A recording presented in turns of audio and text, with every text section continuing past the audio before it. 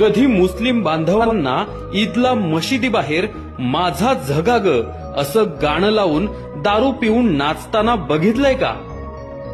कधी ख्रिश्चनांना येशूंच्या समोर शांताबाईचं गाणं लावून मावा खाऊन नाचताना बघितलंय का? कधी जैन लोकांना त्यांच्या मिरवणुकीत आला बाबूराव गाणं लावून नाचताना बघितलंय का? हे सगळे समाज आपापल्या देवांचा मान सन्मान इमाने इतबार ठेवतात, कारण त्यांना त्यांचा धर्म, त्यांची संस्कृती टिकवायची आहे. मग आमच्या हिंदू धर्माच्या देवांपुढेच डॉल्बी साऊंड आणि दारू पिऊन अश्लील गाणी लावून नंगानाच का? हा कलंक हिंदू सणांनाच का लागला आहे की आपणच लावला आहे? डॉल्बीवर अश्लील गाणी लावून आपणच आपल्या देवांचा, हिंदू संस्कृतीचा अपमानच करतो आहे.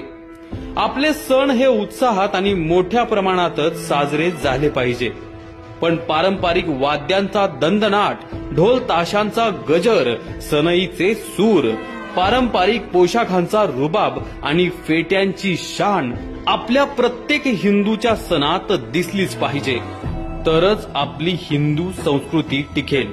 बघा, आपण स्वतः विचार करा आणि इतरांनाही विचार करायला लावा.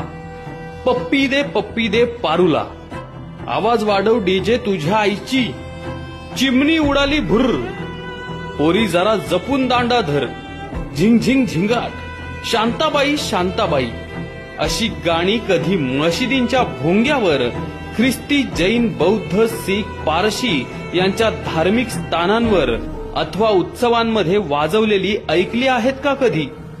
तेही सिनेमे बघतात ना, पण स्वतःच्या धार्मिक कार्यक्रमात, मिरवणुकीत असली फालतुगिरी ते करत नाहीत. आता गोकुळ अष्टमी, गौरी गणपती, नवरात्र या सणांना मिरवणुकीत वरील गाणी वाजवून आपल्या संस्कृतीचा अपमान करू देऊ नका. आणि असली फालतुगिरी तुमच्या समोर करत असेल तर करून देऊ नका, त्यांना तात्काळ विरोध करा. आपण गणपतीची वर्गणी मागणाऱ्या सर्वांना आवर्जून हे सांगू की या वेळपासून गणेश मंडळाच्या मंडपातून लाऊडस्पीकरच्या वर कोणतीही चित्रपट गाणी वाजवायची नाहीत. फक्त धार्मिक श्लोक, मंत्रपठण, देश अभिमान जागृत करणारी गाणी यासारखेच प्रसारित करा, तरच वर्गणी देऊ.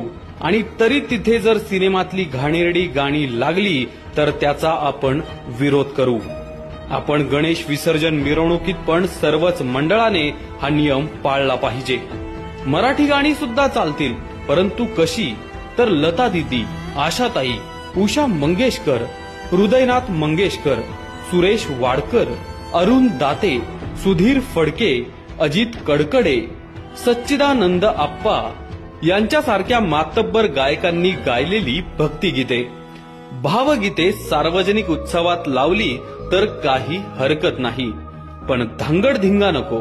हे आवर्जून आपण सर्वांनी आपल्या सुद्धा मनावर आपणच बिंबवलं पाहिजे. बघा, विचार